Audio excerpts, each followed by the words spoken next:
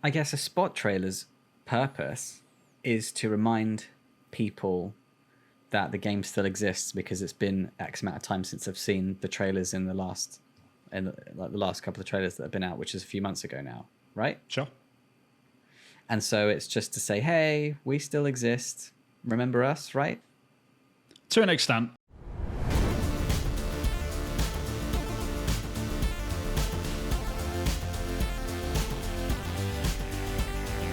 Hey everyone, and welcome to the Polygon Forest. I'm Ubisoft concept artist Vin Hill, and I'm joined as ever by the acrylic pixel indie dev and other things. Can't really talk about anything yet, but he is doing stuff, quote unquote. You tease. Jarvis. You tease, Vin. Hello. I'm doing other stuff. I can't talk about it. Oh, I can't talk about it, Vin. How are you doing? I'm doing good. I mean, I can talk about how I'm doing. I'm doing fine. I'm tired, but living the dream. It's all good. Yeah, I too am tired. Having fun. Doing some cool stuff with some cool people. Yeah. Maybe, hopefully talk about it soon. Who knows? Maybe I should just drill you with questions just so I can... test me. Yeah, you got to get used to this, right? That's true. With the whole, like, not being able to talk about stuff. So what cool thing are you working on, Chris? Oh, I'd love to talk about it. Hopefully soon. There'll be some updates. Well, who are you working with? Like, any companies that we know about? Yes. Cool. Which one? Can't talk about it, Vin. See, it's not easy, is it? It's not. Yeah. I'll do that for like another 10 years and you might be where I am. Right I can't talk about it. It never gets easier. It does get easier, actually. Like you can... I've got the novelty right now, though. It's fun. Yeah. Give it a year. You go through this phase first, it's fun. And then it's annoying. And then it's really annoying. And then it's just like... You get it and then you just sort of plateau and it's all... And does it get to the point where you're bored about talking about the stuff that's just about to be released, like you're done with it, so that when the stuff that is released you can talk about, you don't want to talk about because you're excited about the thing you can't talk about? So you're always excited about things you can't talk about and you're not bothered about talking about things you can talk about. That's how I'm guessing it is. No, I mean, I just don't get excited about talking about stuff anymore, if I'm honest. It's not that I'm not excited about the project. It's nothing to do with that. It's very much just to do with... I know I can't talk about it, therefore, when you are allowed to talk about it, there's still like things that you can't talk about. So even though you've been let off the leash, for example, like you've been given some slack to be able to run around, you're still on the lead to a certain extent. Like you can't talk about specific like development pipelines and stuff like that. That's forever under NDA. Sure, that's true. Talk about game engines and like tech that you're working on and stuff like that, or tech that went into a game that helps. Yeah, because it's technically like company secrets. That's not like an Ubisoft thing either. That's like industry wide. Everyone has NDAs like that, like especially for quote unquote company secrets. At some point when stuff gets released, I would love to do a candid talk actually about stuff like that. But obviously get the right agreements and yes, you can talk about this. Yes, you can talk about that. It depends like on the company and the tech they use, and like even some companies are even like super cagey about how they like their methods of creating stuff in terms of like company management and you know like how they motivate people and stuff. Even that is considered like company secrets by some people. So it's tough, man. I know that a lot of companies keep some secrets, like they don't like it getting out if they use like if they get assets churned out by China and stuff like that, if they use those sort of things for like asset creation and things like third-party companies. And that does make sense because it's basically like I don't know what the equivalent is in anything else than tech industry, because there's no good analogies that I could make without offending some group of people, right? I mean it's nothing to do with the people that actually do it. It's more to do with like, you know, people. It's more about like the gamers themselves that sort of they view that as like, you know, like sweatshop sort of stuff. Yeah, you know, it's the equivalent of sweatshop, except it's really not a sweatshop from what I understand. Really like you know, they go to work, they get a good wage for their country. It's just comparatively to the Western companies, they're on a fraction of the amount. Yeah. So they're happy with the amount that they're getting in their own country, but it's a lot less now. It's just this weird sort of dynamic to any industry, like, and that is across multiple industries: movie industry, music industry, animation, in particular animation. Animation is like severely like embedded in that sort of culture. So it's very part of the course. I'm not saying that's right or anything. It's just it's something that it's capitalism, people have a hard time. Yeah, people have a hard time understanding the fact that like, oh, X person can do the same great job for like literally a tenth of the price. Let's pay them. It's like that, you know, to an extent. Like a lot of this stuff probably wouldn't get done in time otherwise without those folks. So, but yeah, obviously people deserve to be paid and stuff like that. But yeah, it's a funny old business trying to like tiptoe on eggshells around this sort of stuff. We started this episode off really very joyfully, didn't we? Well, you know, you gotta keep it light. Yeah, what are we talking about this week? We're again, thanks for that, Vin. We're going to talk about Hogwarts being delayed, but we'll talk more about that. Ghost of Tsushima, the director would use. Don't ruin the quote. Don't ruin the quote, otherwise you'll just ruin the whole subject. Would use. Listen to the podcast to find out what he would use. And then we're also going to talk about the Forspoken trailer, which I'm really excited about because it's diabolical. All you know, I haven't Vin, seen it. Yeah. You've seen people talk about it and say how diabolical it is, and you've just seen me react to spoof versions of the trailer. So you know it's good. You've not seen it, and we're going to watch it. Like I can give you my thoughts like preemptively. Yeah. Do it. It's kind of like it can't be that bad, you know. Like I can imagine it's probably got some. The thing is, it's a Japanese game made by a Japanese company, and all the market material is probably through that Japanese company as well. Oh, that interesting. being the case, I can imagine there's some like cringy lines in there, but beyond the cringy lines, I can't see it being that bad. Because if it is just like cringy lines, then who cares? I don't know. We'll see. It's totally been blown out of proportion for sure. Right, we'll see. Yeah, we'll see. We'll come back to that. So, Hogwarts has been delayed. What's the name of the actual game? Hogwarts something or other? Hogwarts Legacy. Hogwarts Legacy. J.K. Rowling has nothing to do with this production. I think is the official people title. keep mentioning her because, you know, they've got to, because they have to get those points. But it is what it is. It's like whenever you come across like these articles, unfortunately, it's just... This game has nothing to do, no association with J.K. Rowling, even though it's using the thing she created, right? So it is. Sure. It really is. Can't distance yourself that way. Yeah, I mean, she's gonna forever be mentioned, so it is what it is. But like, so the sort of top line story is that Hogwarts Legacy has been delayed to 2023. It was originally slated for 2022, I believe. What was it? Yeah, holiday 2022. It was originally meant for. So it is officially slipped. It is now in the realm of 2023, which is fine, I guess. They probably didn't want to go up against the old God of War, because I know that's going to probably dominate the sort of holiday season anyway. So like they're probably okay with it slipping a little bit. But yeah, I mean, overall, it's let it cook. You know, like I don't get angry by game delays. I don't even get upset by them anymore. Like sometimes, like, oh, that sucks. Never mind. I look forward to playing. I'd like to have played that this year, but I'll play it next year. Yeah. Right. Exactly. Yeah. It's just that.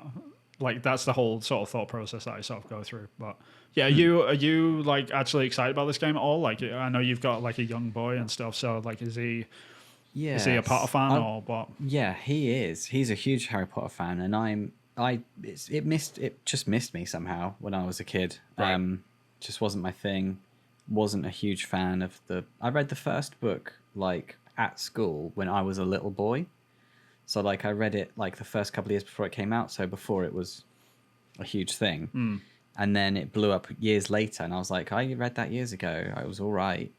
And yeah, I'm dyslexic, so I don't really read books per se, which is why I love video games. Because I get the narrative fixed just through like, you know, my agency, and that's a lot more enjoyable for me. That's fair.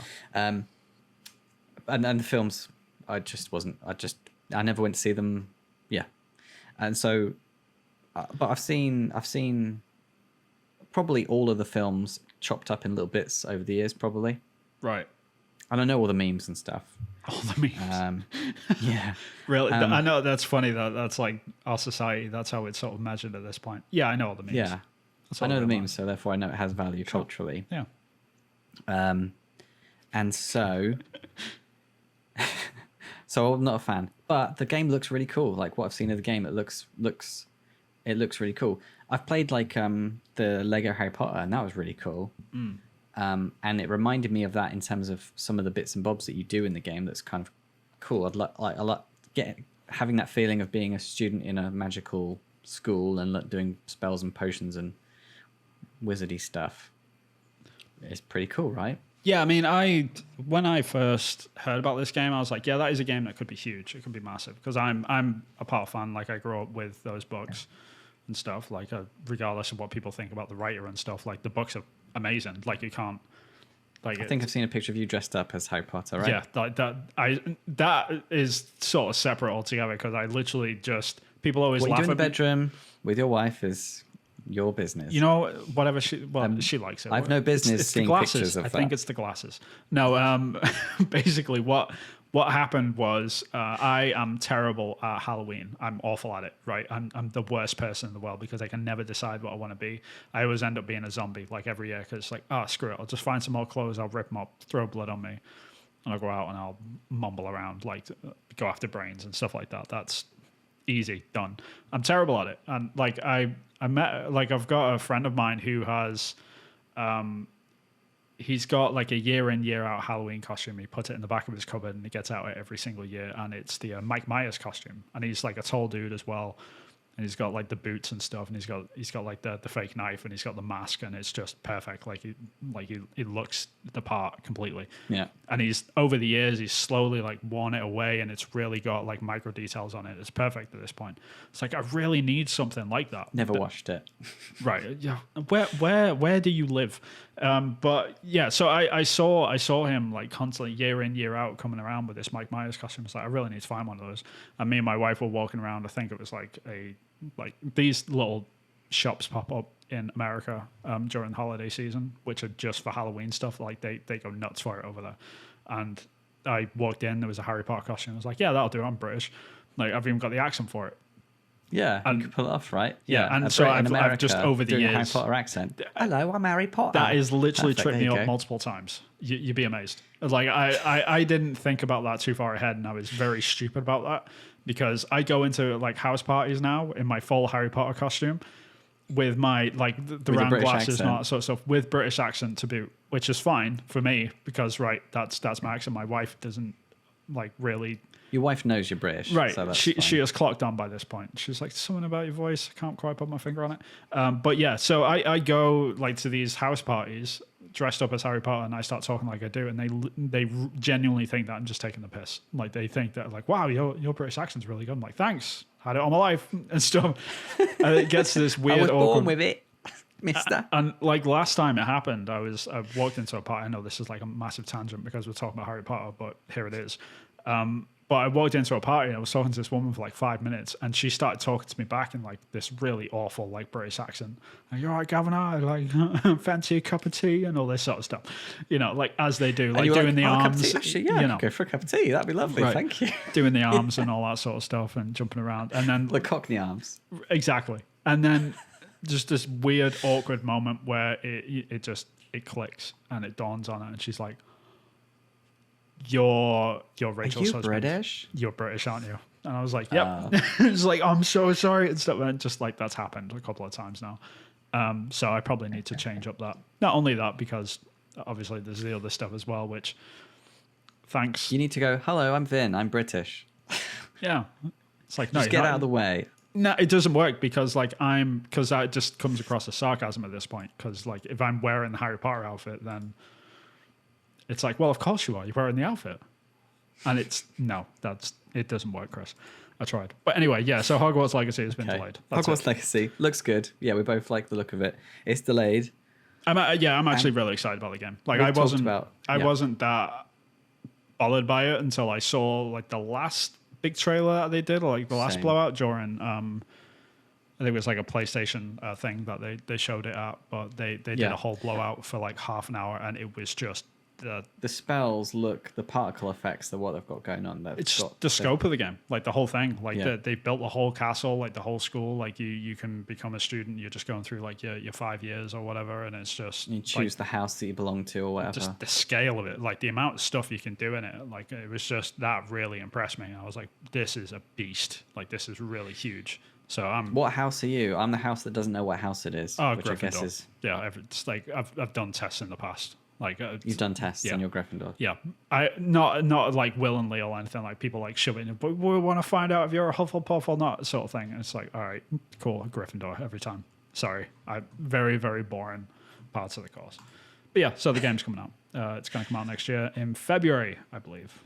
Did it get an exact date? February 10th, 2023. So if you are excited about it, then there it is. Yeah. So that was that.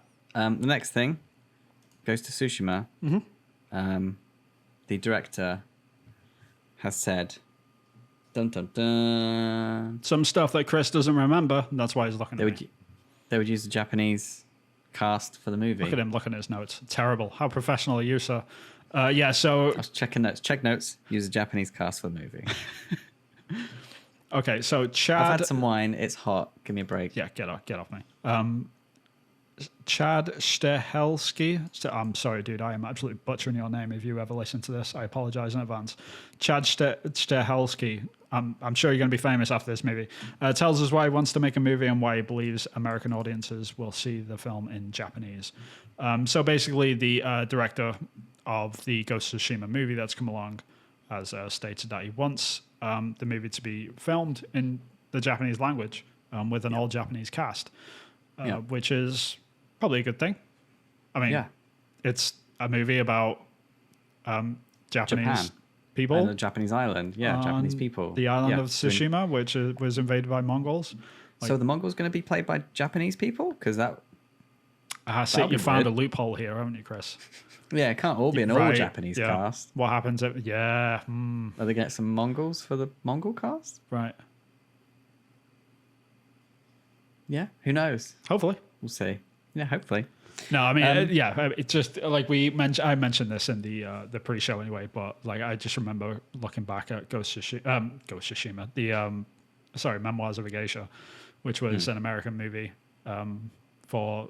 which was meant to have Japanese people in it, but the main character was Chinese actress, as well as the secondary character was also the two secondary characters, like main ones, were also played by Chinese. And it was written by an American? And the book was written by an American, and the actual movie was directed by the dude that directed the movie Chicago musical. It was just a disaster waiting to happen. Originally, it was meant to be directed by Spielberg, but he pulled out because he had another project come along, and Memoirs of a Geisha got put to the side. But basically, what we want is not that again, sort of thing. So it's cool that they're sort of looking at this and thinking about like. I know they're worried about cultural appropriation and all that sort of stuff. But, I guess is the question, like, can Western audiences make a success of a dubbed film? And I guess the last big one, or at least a big one for me, and a huge film in my life was, Crouching Tiger, Hidden Dragon. I remember watching that in the movies. I remember persuading my dad for like a good couple of weeks, I think it was, like, let's go and watch Crouching Tiger, Hidden Dragon. I've read that it's really cool. I've seen on TV that everyone's saying it's really, really cool. And he was like, yeah, but it's subtitles. I don't want to sit there reading for like a couple of hours. And I'm like, but I've heard it's really good. It looks really cool. It's like Kung Fu movie. Who cares what the words are, right? Just some cool fight scenes. And he was like, okay, yeah, we'll go for some cool fight scenes. Sure. So I went for the fight scenes and then left with the love story that's just like imprinted on my soul. And the cinematography that's just so beautiful, and the colors that mean things. Well, can't really remember right now. So and that was a success, right? So I think there is an audience for overdub films. Yeah, it's Japanese tough. Cinema in America, but it's tough. It won't make as much money as if they did it with American actors, right? That's the point. Yeah, it's rough because like there's a lot of dynamics to this sort of conversation. So in an ideal world, we would want it all in all Japanese. And I mean, I'm biased because I speak some Japanese, so I sort of like I'm all up for it. I don't have to have subtitles. I absolutely do need subtitles. Don't like get me wrong or anything. But the thing is, like, I just wanted to put that out there because I didn't want to sort of skew this argument. But there's definitely a contingency of people that are okay with it now, purely because of movies like Parasite, right? Wins film of the year wins the Oscar. Yeah, and that is completely in Korean. So that sort of paved the way for this. Yeah, and I guess Squid Game as well. That's done a lot. There you go. And I think that has sort of opened up the avenue to a lot of that because people are like a bit more accepting of subtitles. So maybe dub. cinema Yeah. is going to follow suit against TV. Isn't that interesting? TV's leading the way now with things. I honestly think this all started with anime, if I'm honest. Like, I'm not even like a huge anime fan, but like if you talk to people that watch anime, like serious people that like genuinely just watch it all day, every day. Because the people that watched it as kids are now in their 30s, right, making decisions and head of big companies, right? I guess. All of like hardcore anime fans, like I'm talking about Westerners, people that don't speak Japanese, like Westerners that just enjoy anime. If you ask them, do you watch it with dubs or subtitles? I guarantee 99.9% of them will say they'll watch it with subtitles over dub any day of the week, because dubs, like in most anime, are just awful. Chris. Totoro is a good dub. No, it's different. I can sort of explain why that is. The dubs for the Ghibli movies, so Totoro, Spirited Away, Howl's Moving Castle, etc., etc. If you're not aware of those movies, what rock do you live under? I want to see it because no one else has ever seen it. Yeah, who are you? You don't listen to this podcast, that's for sure. So all of the Studio Ghibli dubs are actually done by the Disney company. They actually take care of all the voice acting. That's why they get high-end actors. That's why Patrick Stewart and Christian Bale and stuff. Dakota something, whatever that girl's name is. So there's a bunch of like they do a really good job with the voice acting on that. That's sort of the exception to the rule. When I talk about anime, I mean like the typical TV shows. They always cast like characters completely out of character and stuff, and it's just weird because like villains in Japanese culture they're often portrayed as like high-pitched Weasley characters, and then the dub comes along and Americans like, I will kill you, and it's like just it's completely opposite to what it is, and a lot of the jokes don't hit and stuff like that. Like a lot of people just prefer watching anime in subtitles now, and that sort of paved the way for a lot of this stuff, because like if you turn on Netflix now, the vast majority of the anime that you sort of start up, I guarantee like they'll kick up in Japanese with subtitles on before they switch over to the dub. So it sort of paved the way for things like Parasite and Squid Game and stuff like that. Yeah, because apparently people were saying that when people were watching Squid Game in overdub, they were missing some of the things that were said in the subtitles. Yeah, and it happens in Japanese all the time. It's like if you watch an anime called Kill la Kill, and you watch that and you're not quite aware of like Japanese like culture and humor and stuff like that, you will miss about 50% of that anime. You just won't get half of the references. You just be like, why is that funny? Sort of thing. It's like why is this weird conversation happening about this?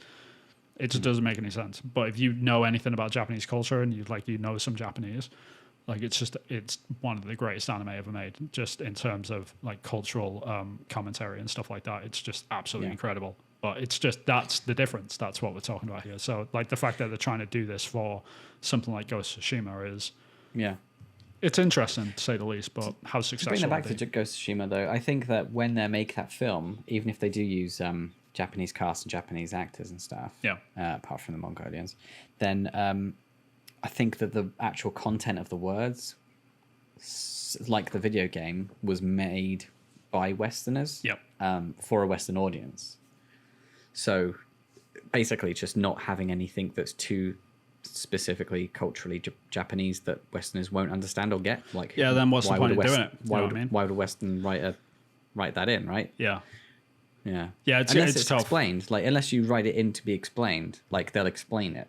Oh, I'm sure they'll figure it out. Like the main issue that the director's got, unfortunately, is that because Ghost of Tsushima is based off Kurosawa movies, which is like the old black and white, like Seven Samurai, all that sort of stuff, which is like really influential for a lot of our industries and stuff. But Ghost of Tsushima is based on those movies, and then they're making a movie based on Ghost of Tsushima, which is based on a movie. So it's basically they're not actually making like a Ghost of Tsushima movie. It's a Kurosawa, right? It's like a Kurosawa film made by Western studio, right? Yeah, and that in and of itself is an interesting conversation. Cool. Yeah. And there are like modern day sort of Kurosawa styled films in Japan, and they do awesomely. Like there's a movie called 13 Samurai, I think it is, or 13 Ronin, I can't remember. 13 Assassins, I think that's what it was called in English. And that is very, very like Kurosawa-esque, and it's very typical of that sort of stuff. But if you are interested in like Kurosawa movies, like go check out 13 Assassins. Like it's an incredible film. So yeah, it's going to be really interesting to see a Western take on that genre more than anything. The Tsushima story all by itself is fascinating. Like in terms of like history and stuff like that, it's absolutely fascinating. Like I remember reading about it and it's like, why don't we see this more often? Like after, because like spoiler alert, there is probably going to be a Ghost of Tsushima 2 because hey, the Mongols came back like 2 years later and they tried again. Oh really? Yeah. In real life? In real life. Ah. Yeah. Huh. Let's just say they were a little bit more successful in the second run. So heads up. Well, they kind of like overtook everything, right? In the game. Well, yeah, I mean, because I thought that in the game they took over and then was the ghost came along and sorted stuff out. But I thought that in the original invasion that the storm had come along and basically wiped out half their force anyway. Happened before twice. They even landed. Yeah, so the first time, if I remember anyway, so the first time they landed on Tsushima Island and took over the island like 2 days. Right, this is the reality talking. Not in the game, obviously, because in the game, like you slowly, kick the crap out of the Mongols, rightfully so. But then in reality, they took over Tsushima Island in 2 days, and then they jumped to Iki Island, and then they jumped from Iki Island to the mainland. And then just as they were like sort of parked off the coast of the Japanese mainland, they actually landed, but half the ships got absolutely decimated by a typhoon that came in. Pretty much the same thing happened again. Like 2 years later, like it's very 2 years later. reminiscent. Yeah. Wow. So I can imagine, like, if there is a Ghost of Tsushima 2, there absolutely will be, by the way. There's absolutely going to be a Ghost of Tsushima 2. Yeah, it was too successful. It was too big. And it's too awesome, to be fair. It's like, it's like the best Assassin's Creed game they've ever made. Sorry, that's the only poke I'm going to do. But yeah. You have to cut that out. I can imagine there's going to be the next Ghost of Tsushima is probably going to take place in the mainland of Japan, which is super exciting. I'm super hyped for whatever game they do.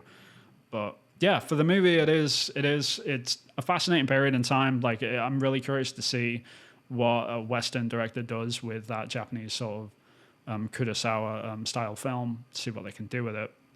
Hopefully, like they get the pacing right and stuff, because Kurosawa is just really well known for his static shots with just a lot of movement of people just sat around with like the wind blowing in the background and like long pauses and stuff like that. I'm curious if they'll lean into that or not. And lots of characters in one shot at one time, and lots going on. Yeah.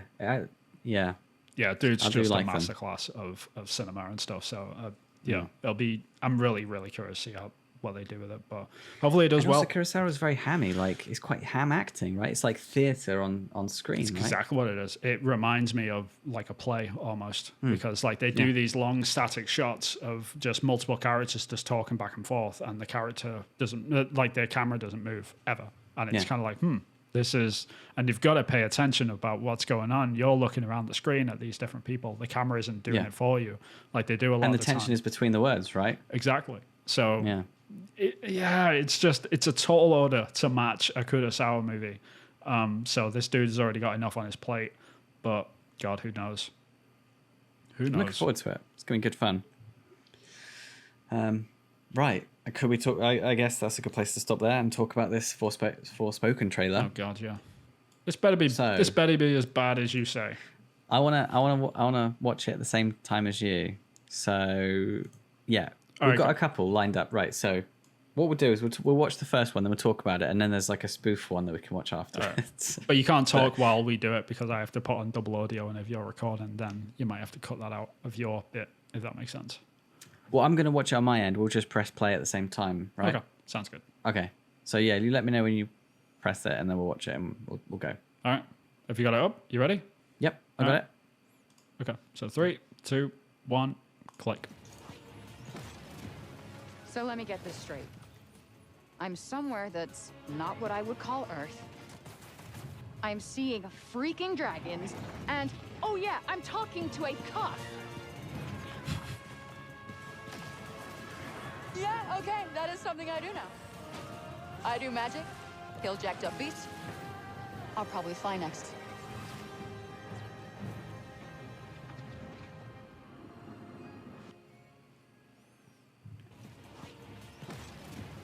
So let me get this straight. Okay. So that's what all the fuss is about. That's what all the fuss is about. I forgot to show it on the screen, by the way, but I'm showing it on repeat while we're sort of talking about it. Okay. So is there going to be like 30 seconds of us just looking and reacting to nothing? Sure. Yeah, basically. Which is fine. I mean, I'm sure Okay. everyone's seen it by this point. But yeah, we might leave the the might link skip in the ahead for that description or then. whatever. Yeah. But yeah. What are your thoughts? I mean, yeah, it's goofy. Like, I don't guess get it's me wrong. blown up. It's blown up more than what it actually is, right? I thought it was going to be a lot worse, if I'm honest. Yeah. Like the mean- only word that's like really off there is cuff. You know, like she says that like a bit too much emphasis on the word cuff. Yeah.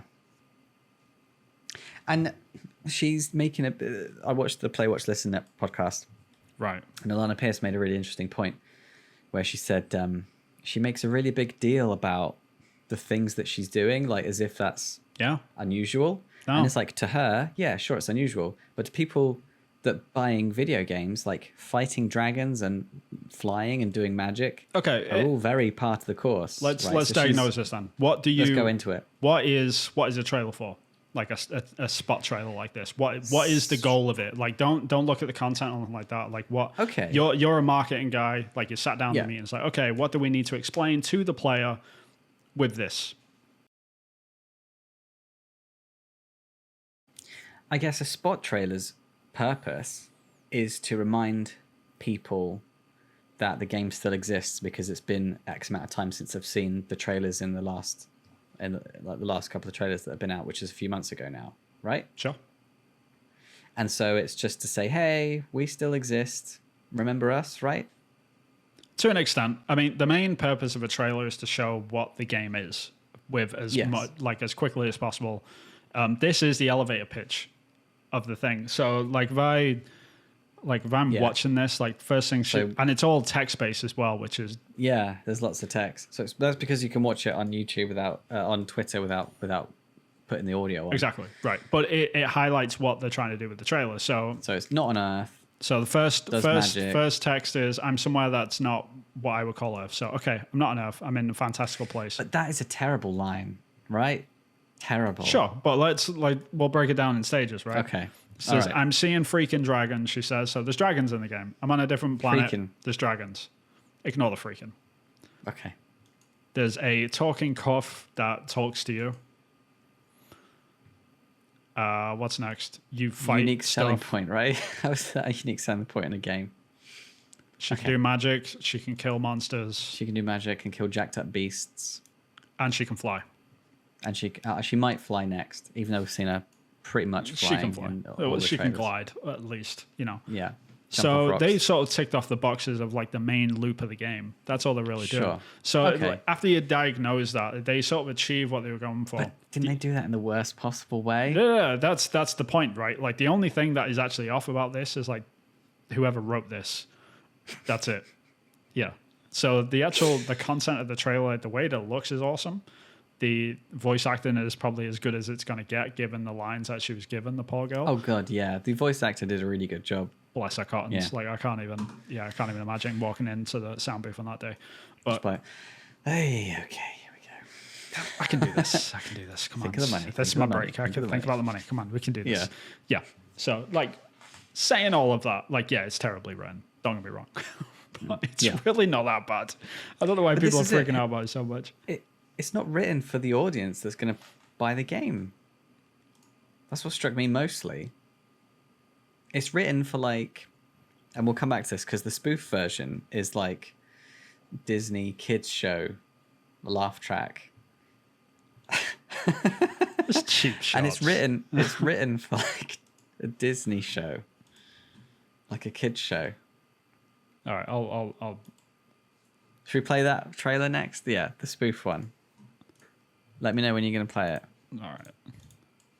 I feel bad for them. That's all. It's just like I know. I'm laughing and you're jumping to their aid. Yeah. all right. You ready? Yep. All right. 3, 2, 1, go. So let me get this straight. I'm somewhere that's not what I would call Earth. I'm seeing freaking dragons, and oh yeah, I'm talking to a cock. Yeah, okay, that is something I do now. I do magic, kill jacked up beasts. I'll probably fly next.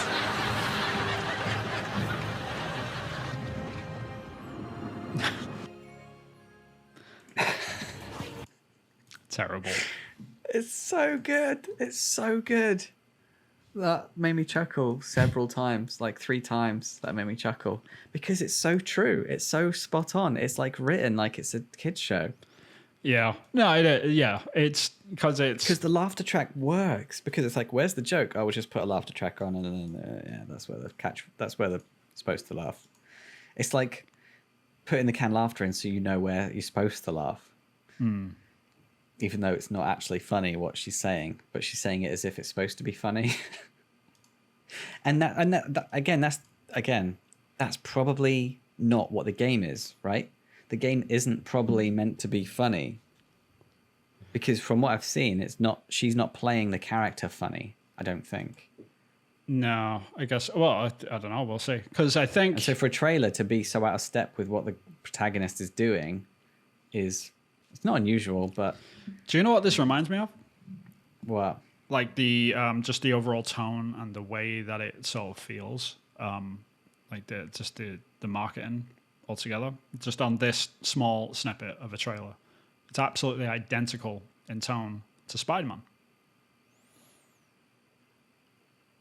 Like, did Spider-Man have like comical, weird trailers like that? They didn't have like stuff like that, but like in terms of the tone, like the way that the character talks... He has quips, doesn't he? Yeah, the childish it's quips. Just like this whole. I swear there was a Miles Morales trailer just like this. Yeah, I could have sworn. There could well be. Yeah, because if that's what they're going after, if that's what the game was pitched as, was this this? What if it was Spider-Man but in a Final Fantasy world, and they were just like, ooh, that, and this then it would be tried and true. This would actually be real to that, because the person is from I'm pretty sure the main character is from like New York or something. Like she's from the Bronx or something. Right. So she would have that sort of swagger attitude towards stuff. In theory, like you could. I'm not saying all people from the Bronx, obviously, but I'm saying like they could have absolutely like gone in that direction. Dialed into that. I don't know. Okay. Like what this really comes across as to me is like Japanese people at Square Enix were sat around like, what would be a good trailer for a TV spot? This is it. It's the marketing team specifically, right? Probably working out of step with the narrative designers, I would say. Yeah, they don't work together. I don't know why people I don't know why I don't know where this assumption ever came from with gamers. I know they should, but no marketing team really works with development. They just don't. Like they're there to sell the game. They're not there to, they're not there to portray the vision of the narrative team. To an extent, yeah. I mean, they obviously like coordinate to an extent, but it's not. They're not going back and forth constantly. What they do, they'll have a kickoff meeting like, these are the assets from the game. This is what our vision is. This is what we want to sort of portray. Go. And then like 6 months later, they get this trailer from someone else, and it's like, okay, this is it's not quite what we were going for, but it's close enough. It's fine. Like it still gets signed off by someone in production, but for the most part, like they're not working hand in hand like a lot of people think that they are. So who would they get signed off by? Would it be like a producer or director or something? There'll be. I mean, it depends on the company. Every company is different. There is usually a marketing person on the development team that sort of handle all of that. And they're relatively small teams, but as this is Square Enix, you got to remember that Square Enix have just had sort of like a purge of foreign studios recently. So their track record with working with others isn't going to be too crazy right now. And that's true. If they had to get the voice actor in through an external company and they just gave her the script and they didn't give her any direction, because that's what this sort of comes off as. Like they were just like, here's the script. It got translated from Japanese. Go. And she was just like, okay, this is the best I can do. And the director or whoever was like recording it was like, yeah, I guess that'll do. I'm getting kids show vibes. This is what they would say. Yeah. Sure. She seems to be shocked at what's happening in a situation. So I'll lean into that. Yeah. Yeah, I guess so. Yeah. And what you're actually seeing is some pretty decent gameplay. It's like, this looks like a cool game. Yeah. So they nailed the visuals, right? They nailed that. Yeah, I mean, this just like I wouldn't judge the game on this. Is what I'm saying. This feels like a marketing gaff. No. Yeah. That's exactly what most people are saying on Twitter and things. They're going, this looks like what's happening with the words and the text is just so disjointed to what we've seen with everything else in the game. Yeah. Like, there's no such thing as like a Sony AAA action adventure game that is like tongue-in-cheek kid show Spider-Man.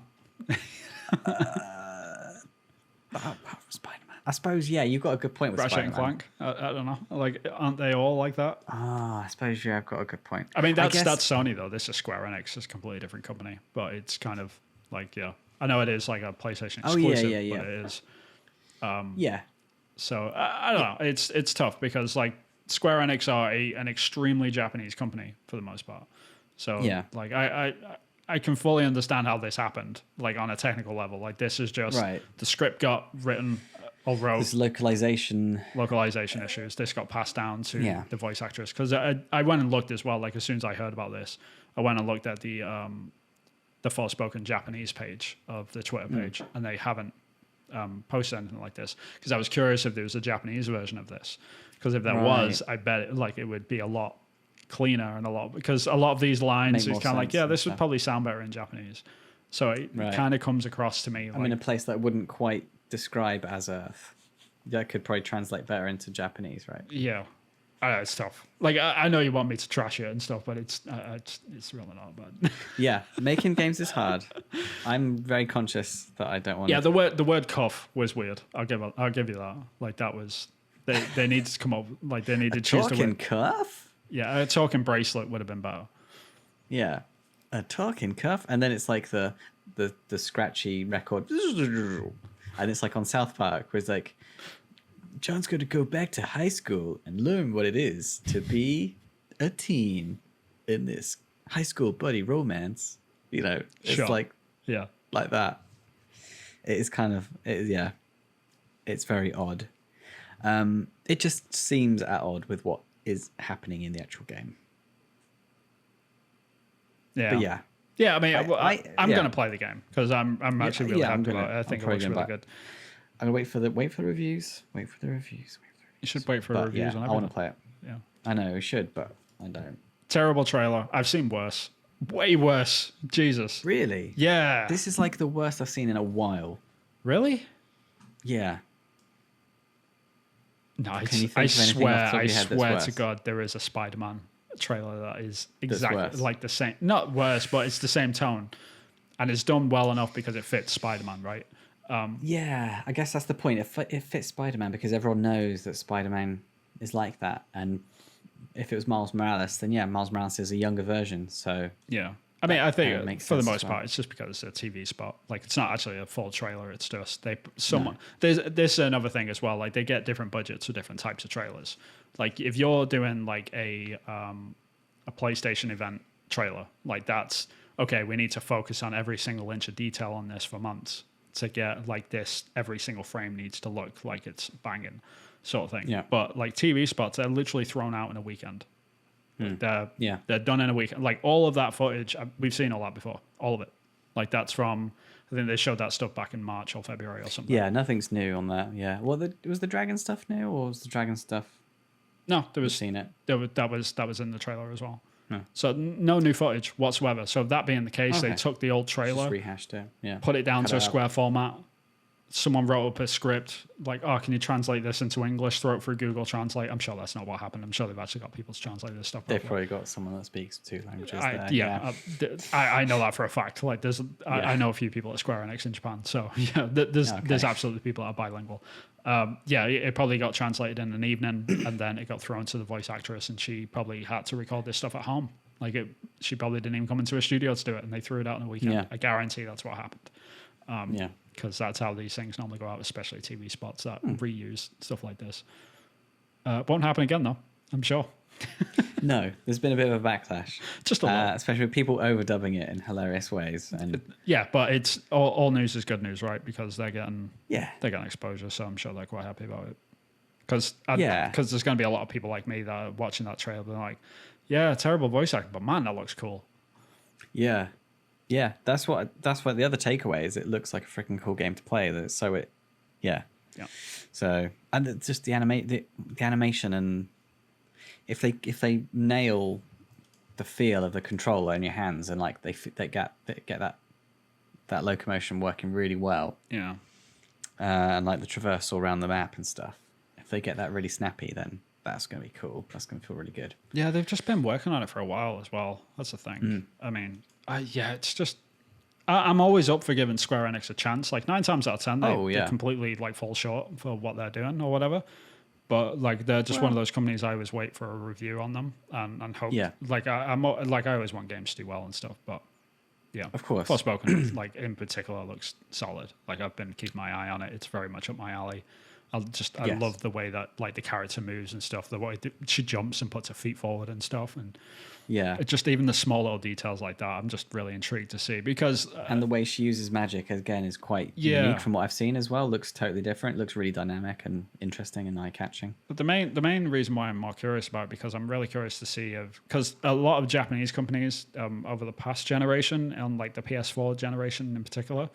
A lot of them have been sort of swinging more towards like Western-styled games.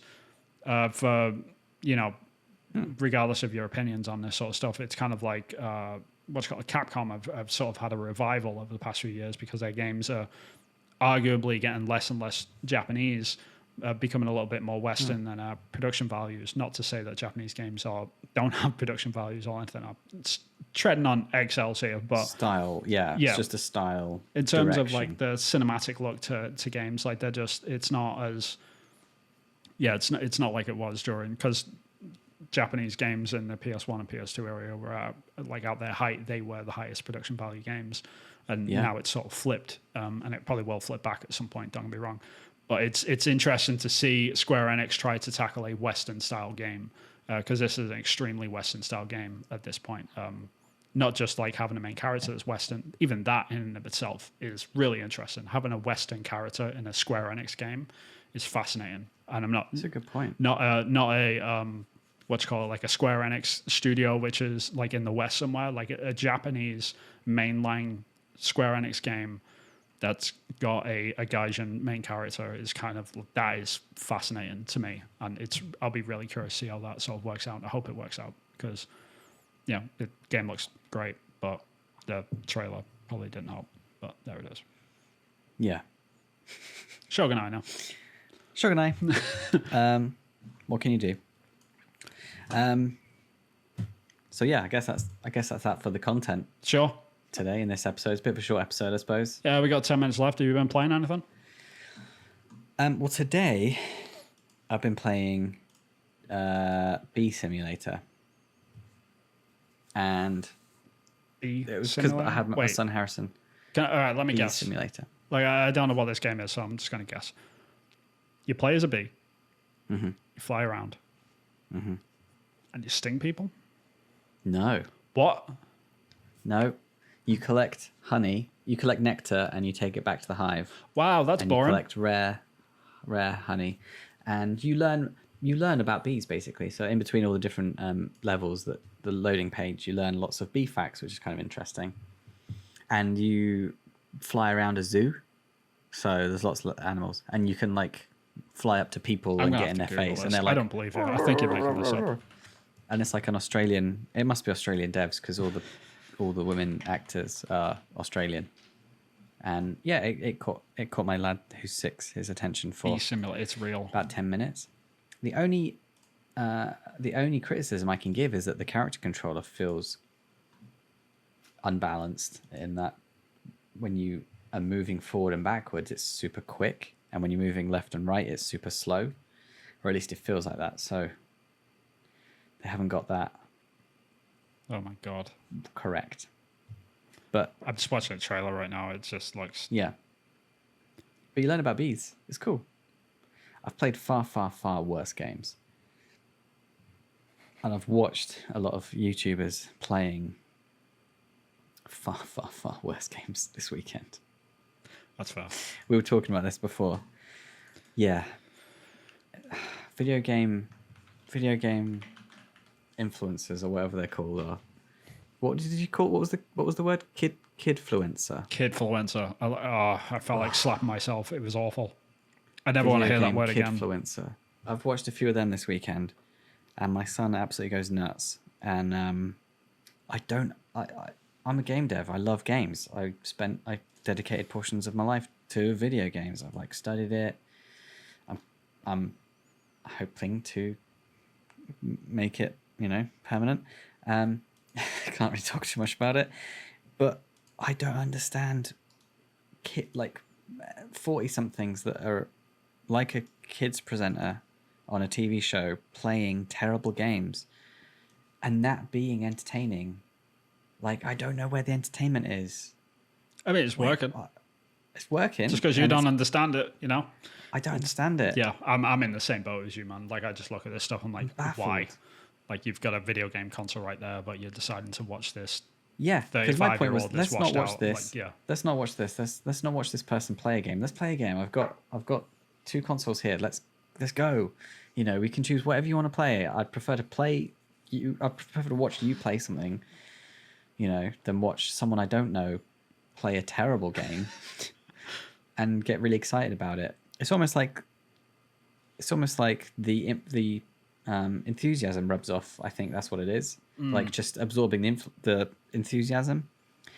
But then my thought was like, okay, fine, you've tapped into what's doing it, but why play bad games? Yeah, it's not that though. It's the enthusiasm bit which I have a problem with. It's fake. That's the part that annoys me. Oh yeah, like, it's totally. all. As a grown up, I can see it a mile off. Yeah. But kids they don't on. get it, so they genuinely think that's what excitement is, and it's like that. Yeah. Is that a good lesson to teach kids? Obviously, I don't really like. I'm not going to diagnose that too much, but it's just when I see that sort of stuff, it's like, "Hey guys, oh my god!"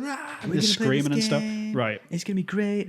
We've literally had that comment on this podcast. Like when we've been watching stuff, like we watch E3 and stuff. We've been told we look really bored. Why'd you look so bored? It's like, no, we're not bored. This is what humans do. This is me being excited. Right. Yeah. We're watching I'm stuff, absorbing dude. the information. Yeah, when you go to the cinema, you're not there going, oh my God, this is amazing. Yeah, Schindler's List. Oh my God.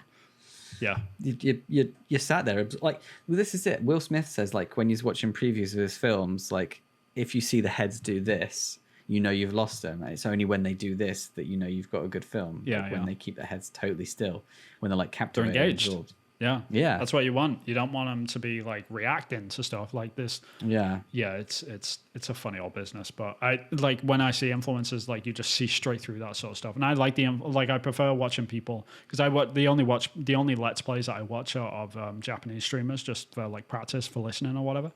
Right. And generally like they're Japanese like influencers are a little bit more subdued in that respect. Like they're not as crazy. Like they'll do a Animated. lot more. Yeah, they'll do a lot more like effects afterwards and stuff. They'll put sound effects in or like little bits of music. Right, stuff like that, or like the taiko drum and stuff like dum, like between like cuts and stuff like that. And it's okay, and it works really well and it's great. It's definitely got its own style. Like here, keep your attention, donk. Right, and it just like hey and stuff like cuts and it's like people like fake laugh tracks and stuff.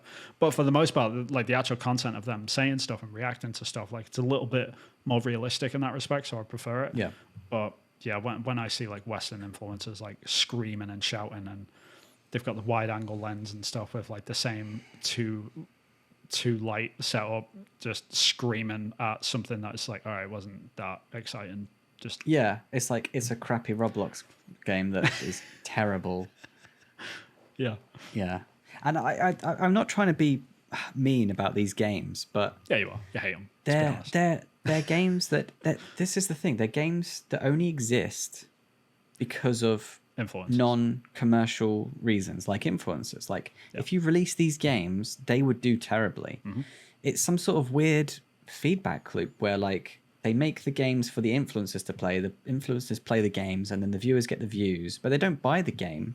And then you think, well, like, is it that just the rub off of like Oh, they 10% absolutely. of the people that view the game would buy the game? Like, is that? Because like what happens is like you look at the Twitch model in general, and it's the whole thing is kind of nuts. But like you look at Twitch, and why is Twitch so engaging to viewers and kids and stuff? Why do they watch these people, and why do they sit in the chat rooms and talk? Because they want that moment of interaction from their favorite streamer, right? They want that moment of like, oh yeah, thanks, like Snipes568, and if you're Snipes568, you're just like, oh my god, Senpai saw me, or Senpai recognized me, or whatever, right? They that's what they're looking for. Or Ninja, or whoever it is, yeah. Right. So like you get a game like Roblox, and like you mentioned this in the pre-show, right? Which is it's the exact same thing. The reason why it works is because like influencer plays the game, and then all of the viewers buy the game to be able to be included in the game in hopes that they'll come across the influencer in the game. Right. So like you get like weird little creepy kid fan clubs of like 40-year-old men that are just it's bizarre to me. Or it's like value through friendship group, right? Like the person that I look up to and view and respect as a person, they like this thing, therefore there's value in it, and because I've spent time watching it, I've inherently got value for it. And so they value it regardless of the experience, because the experience cannot, because it just cannot, there's no way, be satisfying. No, I mean, like for the actual streamer themselves, like they're probably saying like, oh, I've got to react and do another stupid video based on this game that I really don't like, sort of thing. I can imagine all of that stuff is happening in the background, but then they get on camera like, hey guys, I'm really excited today because we're going to be playing this game again. Hey! And it's like clapping and like quick shot and cuts and stuff. I get that a bit, because when we're doing the recording, I don't ham anything up, but I know that if I'm just sat there, if I've had a bad day, I'm not just going to be like something. Sure. I mean, you elevate yourself a little bit. Don't get me wrong, everyone does, but that's a natural part of doing this sort of thing. But there is. I mean, interacting and we're having a conversation, and so part of that is just natural people interacting, right? Yeah, I can't judge them too much. Like for one, like I can't. They're making a living out of it. Fair enough. That's they're the not part doing anyone any to harm. get to. It's like they are working hard and stuff, and I recognize. Oh yeah, they're doing. I couldn't do it. There's no way. Sure, that's not an easy buck. No way, because you got to be on like all the time with all this. And then like I can't criticize them. I can't really criticize the kids that enjoy it, because they're going to enjoy whatever they want to enjoy. Like it's a free world, right? Like you can do whatever you want. Yeah. Just me as a person, like like I stand back subjectively, you could say, I just don't get it. Like I look at it, I'm like, this kind of creeps me out a lot of the time. Like I go onto Twitch. I hate Twitch, by the way. I despise it. Like the platform in general, I just don't like it, because it's like the biggest sort of, it's like the counter argument for everything that we're fighting for in social stuff. You know what 100%. I mean? It's like, oh, you know, like we like Gamergate and all that sort of stuff. Oh, we should be treating women better, and women should be more involved in games, and not just like, they're not just things to look at and stuff. They're human beings. Then you go onto Twitch and it's a bunch of 18-year-old girls half naked, pretending to be sat in objects. Bathtubs, like with their breasts out, and you're just like, this is kind of backwards to what we've been fighting for this whole time. Or at least it's not all of them. It's a very tiny fraction. Sure, but those are the ones that go to the top of the pile. I don't dispute that whatsoever. Obviously, it's not all of them, but there's like even that small fraction, they're getting elevated to the top, and they're getting the most views and stuff, and it's sort of like this. It's just this complete counter argument to everything that we're fighting for. I'm not saying it's the fault of the girls. It's absolutely not. No, or the viewers. It's the fault of the platform, right? It's a combination of the viewers and the platform, in my opinion. Like the viewers that watch this stuff all day, and they just like gawk over these girls all day, and they're not paying attention to the actual gamers that happen to be female, that are just like being normal, fully clothed, you know, doing what they're like everyone else. Like it's that sort of. It gets really, really muddy really, really quick, and it's hard. And I'm sure like those female gamers as well that are actual streamers and work hard and do just as good a job as all the other streamers, if not better.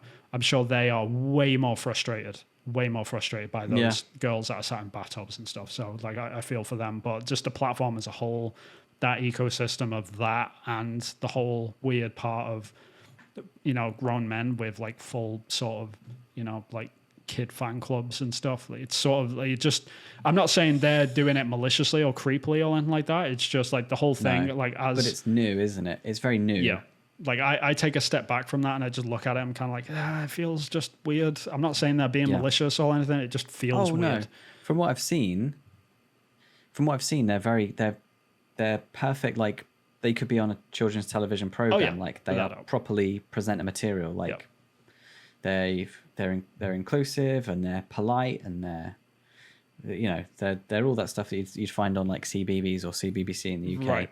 And there are like, I know there's a lot of content creators that are coming out that are what they're called like family friendly content creators, and they sort of angle towards that. More power to them, man. Like well played. Yeah. But I couldn't do that for a living. Yeah. My gosh. I mean, like hat off to them, really. But unfortunately, like they don't represent the whole sort of swath of it. And like the second that these kids get out of that family friendly mold, they go to look at people like PewDiePie and. But here's the underbelly that I found is that then you search for the videos on YouTube and then it's all of the malicious lot that have got a load of clickbait, that have got the creators obviously not with their consent in doing pictures that look very provocative for a kid, and it's just clickbait. It's just rubbish. Yeah, it's awful. And then the algorithm on YouTube picks that up, and if you look at it on YouTube, it then goes, "Oh, you like crap? Well, here's lots of crap. Here's the best crap that we've got."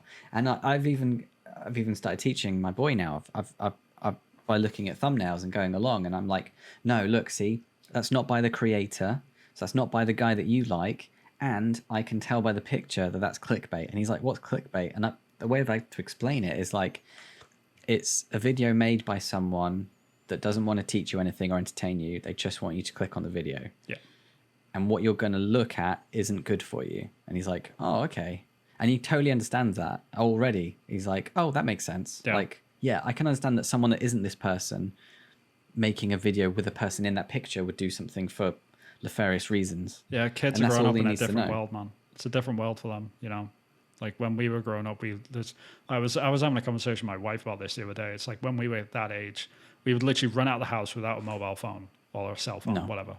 Run out of the house without anything. Mates. Tell your parents, like, oh yeah, I'll be back in a bit. It's like, be home for dinner at 5. And you would just leave at like 9 o'clock in the morning in the summer holidays. And you would just be gone in the woods somewhere, right? And no one would care. You'd just you'd just be gone. And then you'd rock up at like 4:30 or something, or 4:30. And it's like, yeah, I'm hungry. It's like, yeah, food's on the table. Like that's how we grew up. Like compare that now to kids that are just like have like the whole internet of the whole wide world ever, like all the information of the world and all of its history, like at your fingertips any second. It's astronomically different. I just can't even fathom it. I can't even imagine it. So the lessons they have to learn earlier on is just bananas. But have you been playing anything? I have actually. Ironically, I've been playing a kids game. Wow. Yeah. Was it Bee Simulator? It was not. I've been playing Crayon Shinchan. It's Vacation. What's that? This is a weird one. I'm gonna put like a video up on the stream so people can actually see what it is. How do you spell it? Crayon, like as in actual crayon.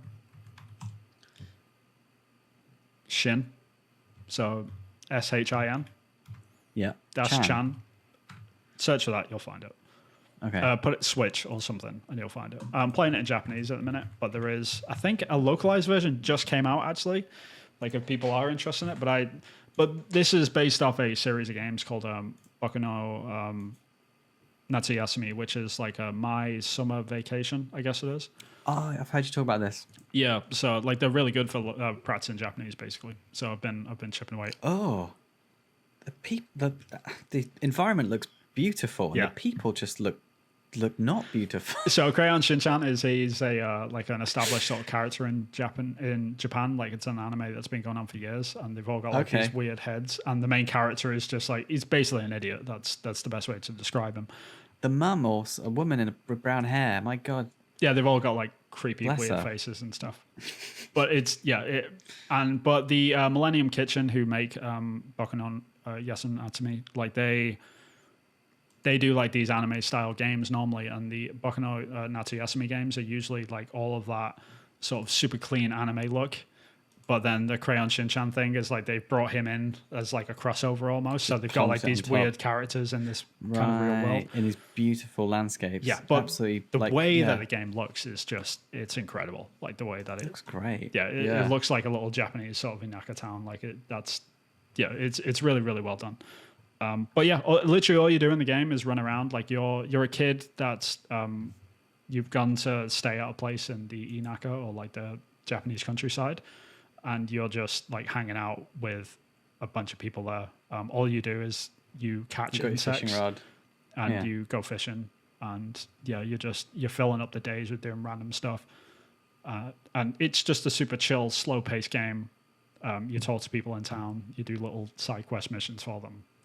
It's nothing special, but it's super relaxing. I think this is the first like Millennium Kitchen game that's been localized to English as well, so it might find like an audience. I hope it does, because I would love to see the other games like brought over and stuff, because I think like especially for kids and stuff like that, they're really cool. But they need some relaxing games these days, kids. From what I can tell, like the Bee Simulator was good because it was nice and chill. There was no a lot better than what I've seen from the streamers anyway. I'm a few hours into this. I started playing on Switch yesterday. Are you understanding it all? Yeah, a good like 75% of it, which is parts of the course. I have to look up words. I've got a dictionary next to me, which I constantly look up words as I go. But other than that, like I'm picking up most of it now. It's kind of weird actually. I'm getting to the point where I'm just like not needing to look up stuff anymore as much, which is weird. But my speaking's awful though, so don't ask me to say anything. It's all input. Shogunai now. Shogunai. All right. Yeah, but that's it. That's all I've been doing. We've both been busy, right? Very busy, making a lot of video games.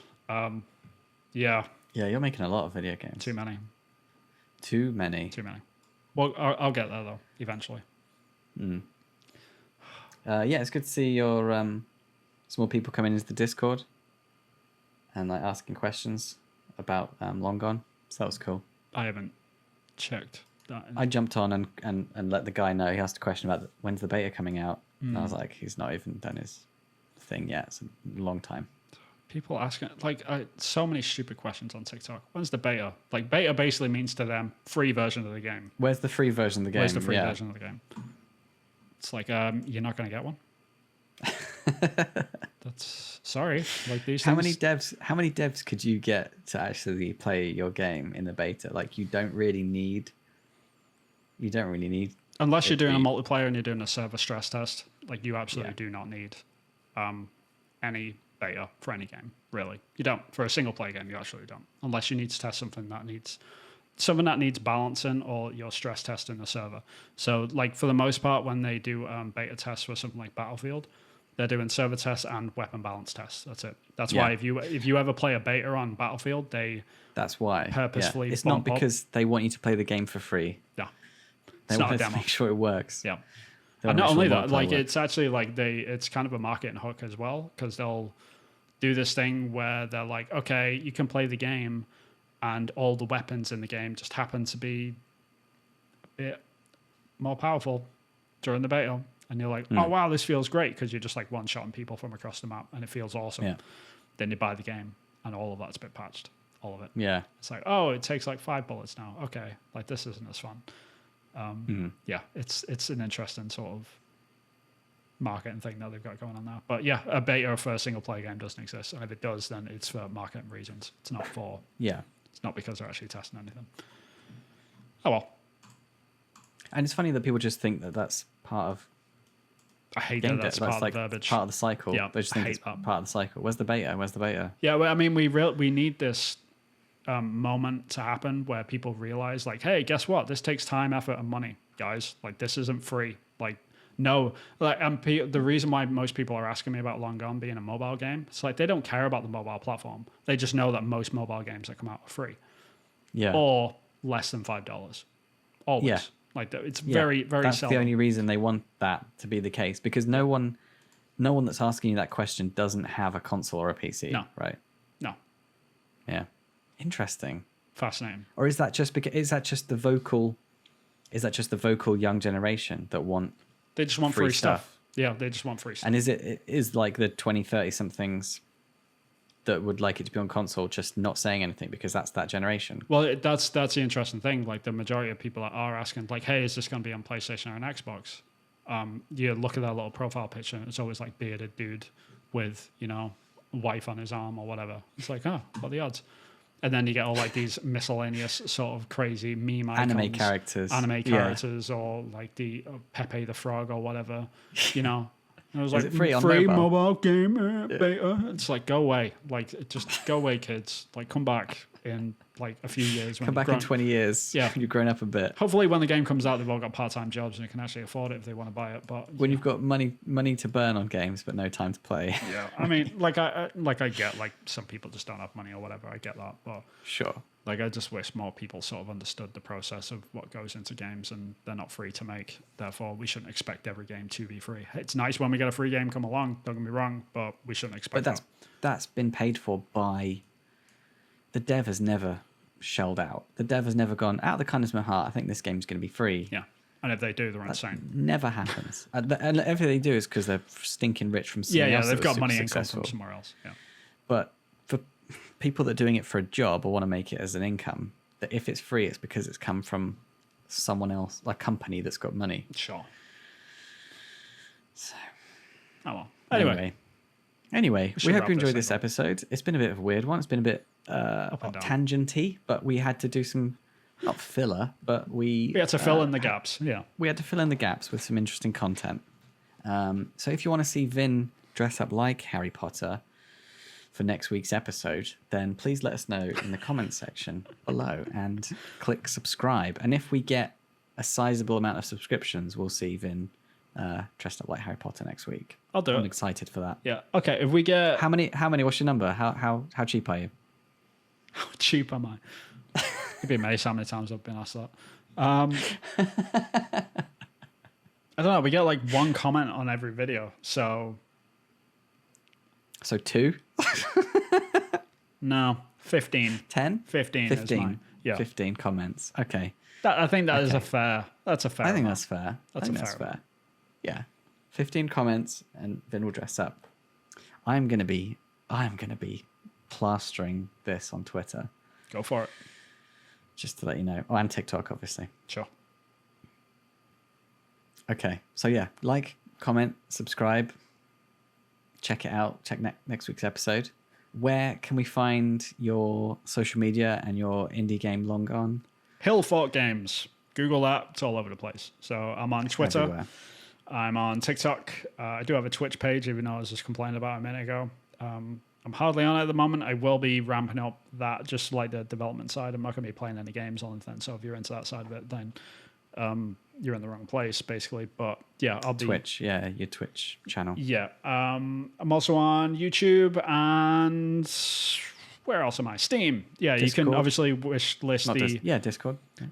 Well, yeah, I am on Discord, but I can't just like say a link out loud. I'm on Discord, No. but www. right. But if you go onto YouTube and you actually go and check out the trailer for Long Gone, then the Discord link is in that, I believe. So you can check that out there if you are a Discord person. But other than that, yeah, just like and subscribe here, and I'll be here next week talking nonsense with Chris, as always. But how about you, Chris? Where can people find you? I'm similar, I guess. I don't know if I'm on Google, but Acrylic Pixel is where I'm on Twitter, YouTube. You can wish list my game Focus Find on Steam. I have a YouTube channel, Acrylic Pixel, and those are my main ones, I suppose, Sweet. for now. Yep. Oh, and TikTok, but yeah. All over the place. So yeah, Check us out. okay. Well, hope you had fun, and we'll see you in the next episode then. Bye, guys. Bye-bye. Ta-ta. Because it's hard.